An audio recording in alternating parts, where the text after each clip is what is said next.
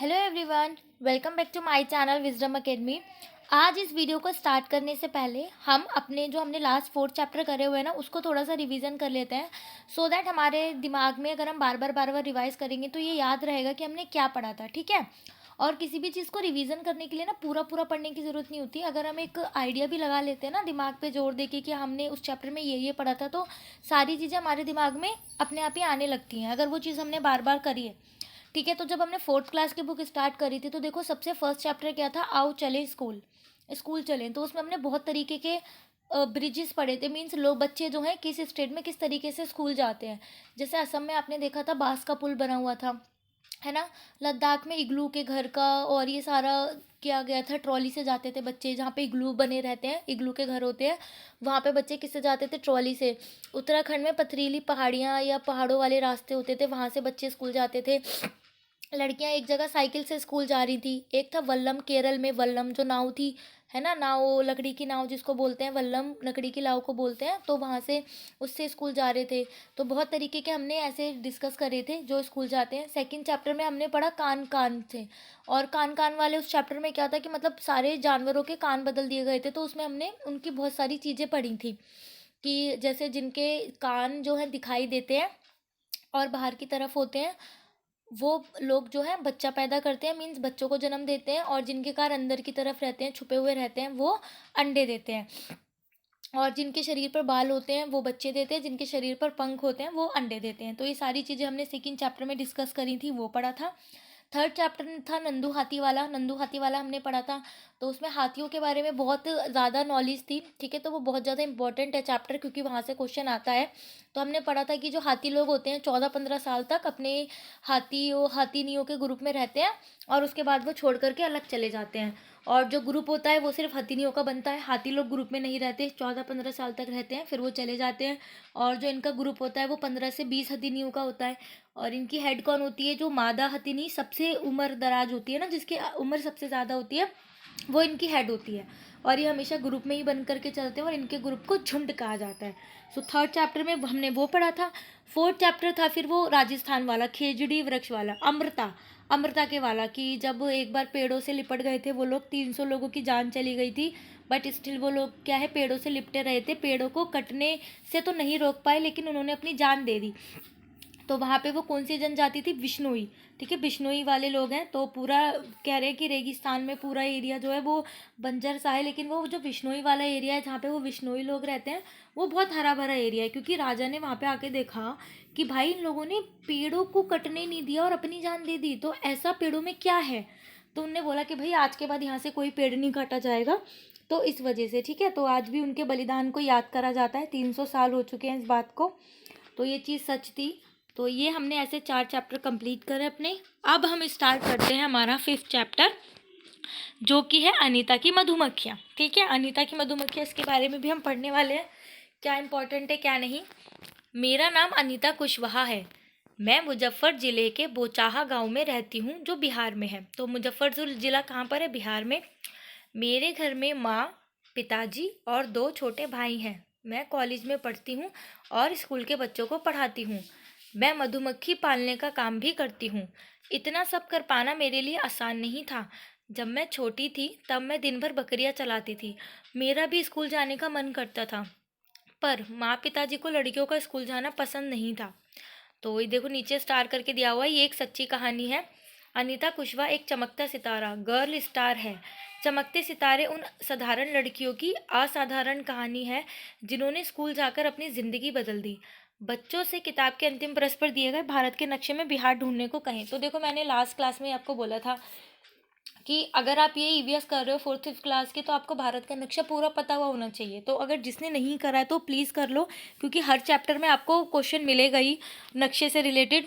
तो ज़रूरी है कि आप नक्शा कंप्लीट कर लें, ताकि अगर आपके पास ऐसा क्वेश्चन आता है तो फटाफट से आप कहीं ना सही पर अपने दिमाग में इमेज बना सके कि हाँ भाई यहाँ पर नक्शे में ये चीज़ यहाँ पर है। ठीक है। और हो सकता है पेपर में भी ये क्वेश्चन आ जाए, कोई बड़ी बात नहीं है। अनीता की मधुमक्खियाँ। स्कूल जाना एक सपना। एक दिन मैंने स्कूल के अंदर झांक कर देख ही लिया।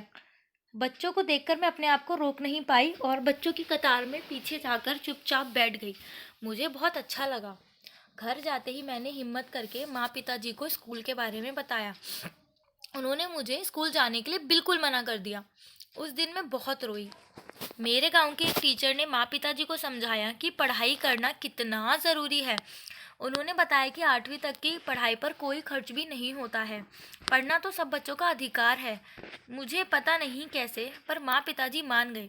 मैंने स्कूल जाना शुरू कर दिया। स्कूल में मैं बहुत ज़्यादा नंबर तो नहीं लाती थी, पर टीचर से सवाल बहुत पूछती थी।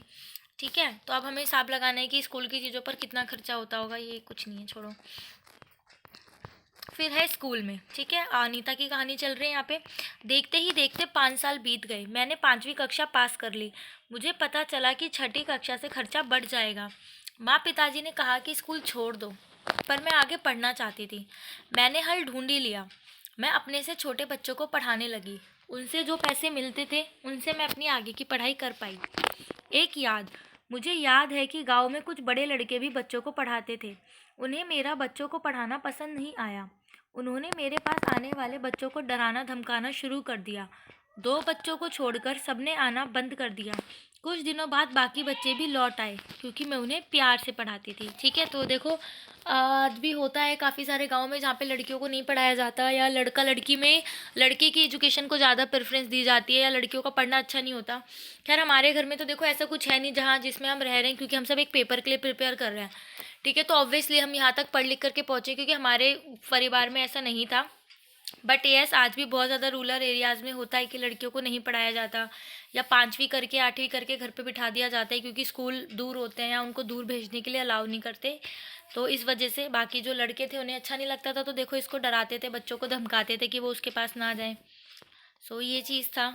ठीक है, यहाँ पे डिबेट क्या होती है बच्चों को वो समझाना है। अब है क्या है आरटी अधिनियम 2009।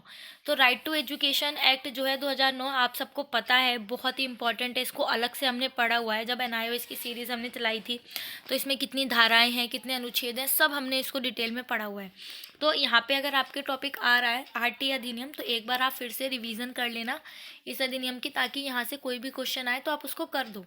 ठीक है, तो आरटी अधिनियम क्या है? ये 6 से 14 साल तक के सभी बच्चों को मुफ्त एवं अनिवार्य शिक्षा का अधिकार देता है। ठीक है, आपको पता है 45वें अनुच्छेद में इसको पहले जोड़ा गया था, फिर बाद में इसको हटा करके कर्तव्य बना दिया, 51A में जोड़ दिया। ये बच्चों का अधिकार ही है ना। पहले इसको उसमें जोड़ा गया था, फिर 45वें संविधान संशोधन के द्वारा आर्टिकल 45 को पहले हटा दिया। देखो अभी 45 पहले आर्टिकल क्या था कि सारे बच्चों को शिक्षा वगैरह दिलवानी है 6 से 14 साल तक के बच्चों को। बट फिर 45वें आर्टिकल को चेंज कर दिया, अनुच्छेद 45 में कर दिया कि 0 से 6 साल तक के बच्चों को ECCE की शिक्षा दिलानी है। ठीक है, ये जो 6 साल से छोटे बच्चे हैं उनके लिए बालवाड़ी आंगनवाड़ी ये सब खुलवानी है, और वहाँ पे बच्चों को पढ़ाना है 0 से 6 साल तक के बच्चों को। और जो 6 से 14 साल तक के बच्चे हों इसको 21A में डाल दिया। पहले ये नीति निर्देशक तत्व में आता था, बट उसको चेंज करके 0 से 6 कर दिया, और इनको उठा करके 21A में डाल दिया। मीन्स मौलिक अधिकार बना दिया बच्चों की शिक्षा का। और साथ में ही पेरेंट्स का कर्तव्य, हमारा कर्तव्य भी जोड़ दिया गया 51A के तहत, उसको जोड़ा गया। और 86वें संविधान संशोधन के द्वारा 2002 में ये सारे काम हुए थे। ठीक है, ये सारे आई होप आपको पता होगा। बाकी आप डिटेल में इसको पढ़ लेना, क्योंकि एक एक फैक्ट, एक एक डेट, एक एक चीज़ इसमें बहुत ज़्यादा इंपॉर्टेंट है आरटी 2009 में। ठीक है, धीरे धीरे मैंने गांव वालों को समझाना शुरू करा कि सभी लड़कियों को स्कूल भेजो भाई। घर में माँ पिता ने भी मेरी मदद करनी शुरू कर दी। घर का सारा काम मेरी माँ ही कर लेती थी, मुझे पढ़ने के लिए काफ़ी समय मिल जाता था। एक राज, मैंने किसी को बताए बिना मोटर बाइक चलाना भी सीखा। बहुत बार चोट लगी, पर मज़ा आया। स्कूल से मधुमक्खी पालन तक। हमारे इलाके में बहुत सारे लीची के पेड़ हैं। लीची के फूल मधुमक्खियों को लुभाते हैं, इसलिए यहाँ लोग मधुमक्खियों को पालकर शहद बनाने का काम करते हैं। मैंने सोचा कि क्यों ना मैं भी ये काम कर लूँ। तब मैंने गांव में मधुमक्खी पालने के एक सरकारी कोर्स में भाग लिया। कोर्स में भाग लेने वालों में मैं अकेली लड़की थी। ट्रेनिंग में मुझे पता चला कि अक्टूबर से दिसंबर तक का समय मधुमक्खियों को अंडे देने का होता है। Point to be noted. ठीक है, ये चीज़ आपको याद होनी चाहिए, क्वेश्चन बन सकता है कि मधुमक्खियों को पालने का सबसे अच्छा टाइम कौन सा होता है। तो अक्टूबर से दिसंबर तक का मधुमक्खियों का जो टाइम होता है, अक्टूबर से दिसंबर तक का समय मधुमक्खियों के अंडे देने का होता है। तो ये आपको याद होना चाहिए। मधुमक्खी पालन शुरू करने का सबसे अच्छा समय यही होता है कि अक्टूबर में शुरू करा जाए। ठीक है, फिर अनीता मधुमक्खी पालक। मैंने मधुमक्खी पालने का कोर्स कर लिया, लेकिन अपना काम शुरू करने के लिए मेरे पास रुपए नहीं थे। मैंने कुछ समय तक इंतज़ार किया और बच्चों को पढ़ाकर 5,000 रुपये बचाए। इन रुपयों से मैंने मधुमक्खी पालने के 2 बॉक्स खरीदे। एक बक्से की कीमत 2,000 थी। बाकी बचे रुपयों से मीठा घोल बनाने के लिए चीनी और छत्ते को साफ करने के लिए दवाइयाँ खरीदी। ठीक है, आप लोग ये पिक्चर में भी देख सकते हो कि पूरा छत्ता ये इससे भरा पड़ा है। ये मधुमक्खी पाल रहे हैं, है ना। मधुमक्खी पूरी लगी पड़ी है, अभी उनको साफ़ करेगी, फिर शहद निकालेगी। ये देखो कैसे साफ़ कर रही है, लेकर के जा रही है। और ये अपने आप को कवर अवर कर रखा है, क्योंकि काट लेती हैं तो फिर पता ही क्या हाल होता है ना। इस तरीके के बक्से में फिर इनको रखा जा रहा है। ठीक है, ये देखो बहुत सारे बक्से रखे हैं। सितंबर का महीना था। दिसंबर तक मेरे पास इतनी मधुमक्खियाँ हो गईं कि 2 बक्से कम पड़ने लगे। मैंने 2 और बक्से खरीदे। मुझे मधुमक्खियों के बारे में ज़्यादा अनुभव नहीं था। कई बार मधुमक्खियों ने मुझे काटा भी। इससे मेरा चेहरा और हाथ सूज जाते थे। दर्द भी बहुत होता था, पर कहती किससे। ये काम तो मैंने अपनी इच्छा से ही शुरू करा था, है ना। देखो जो इसने लगा रखा है, इसका चेहरा तो बच जाता होगा, फिर भी हाथ पैर फिर भी कट जाते होंगे, है ना, काट लेते होंगे वो। तो ये रहा। ठीक है, मैं रोज़ साइकिल से कॉलेज जाती हूँ। कॉलेज गांव से 5 किलोमीटर दूर शहर में है। जब मैं कॉलेज जाती हूँ तो माँ मधुमक्खियों के लिए चीनी का घोल तैयार करती है। पिताजी मधुमक्खियों की देखभाल करते हैं और बक्सों से शहद निकालते हैं। अब तक तो तुम भी अनीता को अच्छी तरह से जान गए होगे। आसपास के सभी गांव के लोग उसे पहचानते हैं। वह गांव की सभी बैठकों में जाती है और लोगों को समझाती है कि पढ़ना सबके लिए बहुत ज़रूरी है। कुछ लोग तो उस पर हंसते भी हैं, लेकिन अनीता को अपना काम करना है और वह करती है। अनीता होलसेलर बनना चाहती है, जिससे वह मधुमक्खी पालने वालों को शहद की सही कीमत दिलाने में मदद कर सके। ठीक है, देखो अनीता और गांव वालों को 1 किलो शहद के बदले 35 रुपये मिलते हैं। तुम्हारे यहाँ 1 किलो शहद कितने रुपए का मिलता है? बल्कि हमारे यहाँ तो 100 ग्राम या 200 ग्राम की बोतल ही 40 रुपये की आती है ना। और देखो 35 रुपये की चीज़ मीन्स हम वही 300-400 रुपये में खरीदते हैं। तो कितना फ़र्क है इन चीज़ों का। तो ठीक है, तो वो ये चाहती है कि वो होलसेलर बने और सब लोग इतने सस्ते में ना खरीदें, सही कीमत उनको सही मिले। अब हम पढ़ने वाले हैं कि जो मधुमक्खी हैं ये कैसे अंडे देती हैं और कैसे फूल बनता है, या सारा प्रोसेस जो है वो हम पढ़ने वाले हैं। और अब ये इम्पॉर्टेंट है, ठीक है। तो इसको थोड़ा सा ध्यान से थोड़ा सा करना, क्योंकि अब तक सारी स्टोरी चल रही थी। एक पॉइंट इम्पॉर्टेंट आया वो बता दिया, बट अब इसका हर एक चीज़ इम्पॉर्टेंट है, कहीं से कुछ भी क्वेश्चन बन सकता है। तो ये सारी ही चीज़ें हमें पता होनी चाहिए। हर छत्ते में एक रानी मक्खी होती है जो अंडे देती है। छत्ते में कुछ नर मक्खी भी होते हैं। छत्ते में बहुत सारी काम करने वाली मक्खियाँ भी होती हैं। ये दिन भर काम करती हैं। शहद के लिए फूलों का रस ढूंढती हैं। जब किसी मक्खी को रस मिल जाता है तो वह एक तरीके का नाच करती है। उससे दूसरी मक्खियों को पता चल जाता है कि रस कहाँ है। वह रस से शहद बनाती हैं। छत्ता बनाने का काम भी इन्हीं का होता है, और बच्चों को पालना भी। ये ना हो तो ना छत्ता बने और ना ही शहद इकट्ठा हो। शहद के बिना छत्ते की सारी मधुमक्खियाँ भूखी ही रह जाती हैं। नर मक्खी छत्ते के लिए कुछ काम खास काम नहीं करते। देखो बगल में छत्ते का पिक्चर दिया हुआ है कि इस तरीके का कुछ यहाँ पे ये छत्ता बनाती हैं और उसमें शहद इकट्ठा करती हैं। ठीक है, मधुमक्खियों की तरह ही चींटियाँ भी मिलजुल कर रहती हैं। सभी चींटियों का काम बटा होता है। रानी चींटियां अंडे देती हैं, सिपाही चींटी बिल का ध्यान रखती हैं, और काम करने वाली चींटियां भोजन ढूंढकर बिल तक लाती हैं। दीमक और ततैये भी इस तरह समूह में रहते हैं। ठीक है,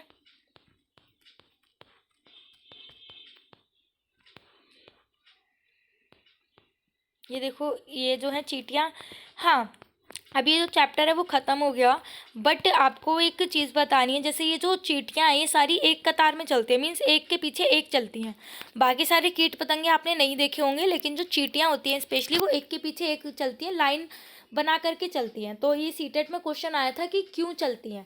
ठीक है, तो इसका रीज़न क्या होता है कि जो सबसे आगे वाली चींटी होती है, या सारी चींटियाँ एक तरीके का ना एसिड छोड़ती हुई जाती हैं, एक तरीके की एक चीज़ छोड़ती हुई जाती हैं, एक तरीके की स्पेशल गंध, जिसे सूंघते हुए सारी चींटियाँ जो हैं एक के पीछे एक चलती हैं। आप लोग भी देख सकते हो जहाँ पे ये चींटियाँ चल रही हैं, ये पिंक पिंक पिंक करके कुछ बना हुआ है ना। और उस पिंक के ऊपर ही सारी चींटियाँ उसी तरीके से चलती जा रही हैं जहाँ पे ये पिंक पिंक है। तो ये एक तरीके का ना एसिड होता है। आप देख रहे हो जहाँ पे लास्ट वाली चींटी है वहाँ पे पिंक खत्म हो गया, तो ये वो छोड़ती हुई चलती हैं। सीटेट का क्वेश्चन है आ चुका है। तो अब आपका होमवर्क क्या है, आपको यहाँ पे गूगल करना है और सर्च करना है कि वो जो एसिड या जो भी गंध है जो चींटी छोड़ती हुई चलती है उसका नाम क्या है। ठीक है, बहुत इंपॉर्टेंट क्वेश्चन है, कई बार आया हुआ क्वेश्चन है, तो आपका उसका नाम मुझे कमेंट करके बताना है। ठीक है, तो ये चैप्टर था इतना ही। नेक्स्ट अगली वीडियो में अगला चैप्टर के साथ मिलते हैं।